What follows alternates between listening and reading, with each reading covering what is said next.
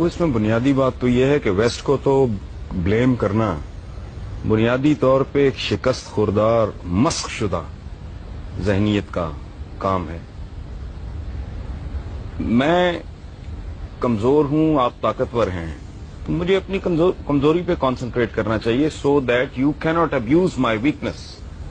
एक बात। दूसरी बात यह है कि वेस्ट, खासतौर पे अमेरिका की आप बात कर रहे हैं, ये तो वैसे जुमा 8 दिन की बात। आपकी तो सारी तारीख ही इस तरह, आपकी सारी तारीख एक दूसरे की गर्दनें काटने पर मुश्तमिल है। यहां मैं एक बात की वजाहत मैं अक्सर करता हूं कि भाई, जब तारीख को देखो तो बगैर तस्सुब के देखो। आप लोग अगर तारीख को मस्क करेंगे, तारीख का कुछ नहीं बिगड़ेगा, वो आपको मस्क कर देगी। बगैर तस्सुब से देखने का नतीजा ये है कि आप दुरुस्त नताइज पे पहुंचेंगे और फिर शायद आप उसको रेक्टिफाई करने का भी सोच सकें। अगर आप अपनी कजी, अपनी कमजोरी, अपनी गलती, अपने जराइम, अपने गुनाह, अपनी हरकतें, अपनी परफॉर्मेंस ही नहीं मानने को तैयार, उसके इलाज की तो नौबत ही नहीं आएगी। आपकी टोटल हिस्ट्री, ये वेस्ट को गाली देना, वेस्ट को बुरा कहना, वो छोड़ें, वो तो हमारे राइवल्स हैं। मेरे और आपके दरमियान एक मुकाबला चल रहा है जो सदियों पर मुश्तमिल है। तो you are most welcome to do anything you want. हम कहते हैं वो जी साजिशें करते हैं, वो आपसे बेहतर दिमाग रखते हैं तो साजिशें करते हैं, आप कर लें। अब झूठ है ये बड़े सगीर की तारीख उठा के देख लें। लॉर्ड क्लाइव के साथ 200-250 गोरा था, बाकी सारे हम ही लोग थे, हमारे ही बुजुर्ग थे। बक्सर की लड़ाई में शाह आलम सानी का इन्होंने जो हशर किया है, लड़ने वाला कौन था उसके खिलाफ? बाबर को किसने निकाला था फरगना से? उसके चचाओं ने। यहां के उसने किसकी गर्दन उतारी सबसे पहले? इब्राहिम लोदी की। अमीर तैमूर ने किसको मारा? यलदरम को। फिर तो बनु उमैया, बनु अब्बास, ये आपके हाथ से स्पेन गया। फिर ये अप्रोच भी गलत है, स्पेन चला गया। स्पेन अब्बा आपकी बरी में लेके आए थे, आप ताकतवर थे उस वक्त, आप एक्सपैंड कर रहे थे। आज वो ताकतवर हैं, वो एक्सपैंड कर रहे हैं। जब आप अपना वर्ल्ड ऑर्डर, जब आप में सकत थी, दम था, जान थी, तो आप अपना वर्ल्ड ऑर्डर इंपोज कर रहे थे। आज वो कर रहे हैं, रोना किस बात का? उसको गाली मत दें, अपने गिरेबान में झांकें। हमारे पंजाबी में कहते हैं अपनी मंजी तले डांग फेरो, तो समझ आए। आपकी टोटल तारीख, यलदरम पूरे यूरोप को उसने आगे लगाया हुआ था। अमीर तैमूर साहब यहां से रवाना होते हैं, जाके उसका सत्यानाश कर देते हैं। मुगलों का दौर देख लें, कहते हैं जी अंग्रेज ने डिवाइड एंड रूल किया। किधर डिवाइड एंड रूल किया? अंग्रेज तो आया कोई जहांगीर के जमाने में गालिबन, please correct me if I am wrong, sir Thomas Roe वगैरह। उससे पहले जो आपस में एक दूसरे की गर्दनें काट रहे थे, उस वक्त आया जिस वक्त बाबर आया, और अंग्रेज जहांगीर के दौर में तकरीबन उस वक्त। ठीक है, अच्छा, उससे पहले जो मुगल शहजादे एक दूसरे की गर्दनें काट रहे थे, बाप को अंदर कर रहे थे, सगे भाई मार रहे थे, शेरशाह उनके साथ लड़ गया। ये टोटल पावर प्ले है, सदियों से चल रहा है। मोहम्मद बिन कासिम को खाल में सी के बुश ने भेजा था।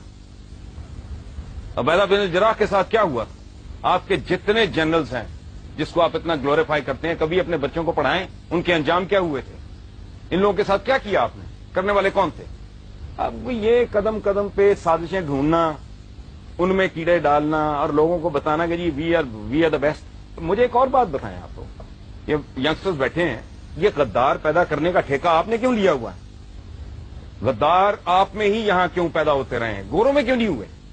उसकी वजह है रऊफ साहब, गद्दार एक खास कल्चर में पैदा होता है, जहां फर्द और रियासत का मुफाद इस तरह हो जाता है ना, वहां गद्दार पैदा नहीं होते। सर थॉमस रो ने जहांगीर में से उसके बेटे का उसने इलाज किया, वो ठीक हो गया। उसने इनाम के तौर पे कहा कि इसके बराबर, इसके वजन के बराबर, वो मोटा आदमी था, सोना तोल के इसको दो। उसने कहा कि बादशाह सलामत, मुझे सोना नहीं चाहिए, मेरी कौम को अपने मुल्क के साथ ट्रेड करने की इजाजत दे दें। आपके पास ये वफा 2007 में नहीं है। आपके लीडर्स स्विस बैंकों के केस भुगत रहे हैं। कोई करप्शन किंग कहलाता है, कोई करप्शन क्वीन कहलाती है। आपके साथ, आपके पास अपनी बदनसीबी पे गौर करें, ये कमिटमेंट 2007 में नहीं है।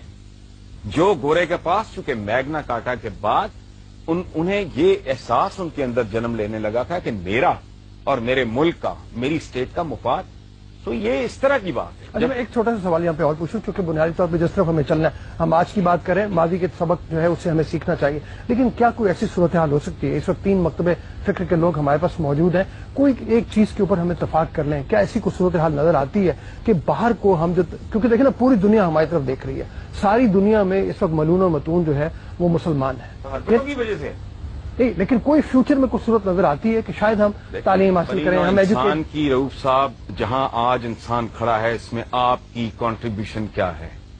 आपसे मुराद मेरी, हम की, हम सब की 1 अरब 40 करोड़ मुसलमानों की कंट्रीब्यूशन क्या है? ये एक पैम्पर नहीं दे सके बनी नौ इंसान को, ये बॉल पॉइंट नहीं दे सके, ये गाड़ी की विंड स्क्रीन साफ करने वाला वाइपर नहीं दे सके। 56-57 इतने लगभग मुसलमान मुल्क हैं, एक में भी जमहूरियत नहीं है, डूब मरो। मैं सदियों से एक बड़ा दिमाग नहीं पैदा किया, इस मुल्क में एक बड़ा आदमी पैदा हुआ है, मैं इंटेलेक्चुअली बात कर रहा हूं। ये मुल्क है सबका है, जिन्ना साहब के स्टेटमेंट्स रिकॉर्ड पे हैं कि हिंदू अपनी जगह, फलां अपनी जगह, उसको आप जो भी लेबल लगाएं, डॉक्टर अब्दुल सलाम, उसको उन्होंने ठुड्डे मार के इस मुल्क से बाहर निकाल दिया। सदियों से एक बड़ा आदमी आपने पैदा नहीं किया।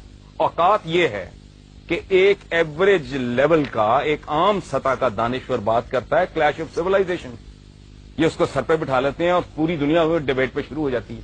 क्लैश ऑफ सिविलाइजेशन तो है ही नहीं, ये क्लैश ऑफ फेथ्स है। सिविलाइजेशन तो उनके पास है, आपके पास कौन सी सिविलाइजेशन है? बकरे में पानी इंजेक्ट करके उसका वजन बढ़ाने वाले, अपने बच्चों को नापाक गंदा गलीज दूध देने वाले, लाइफ सेविंग ड्रग्स में मिलावट करने वाले, जाली दवाइयां बनाने वाले, ला कानून, किसी मुल्क में ना आइन है ना कानून है, ना आवाम की कोई इज्जत है ना इज्जत है नफ्स है। आप रोटी नहीं दे सकते, इज्जत तो दें, वो आप वो भी नहीं दे सके।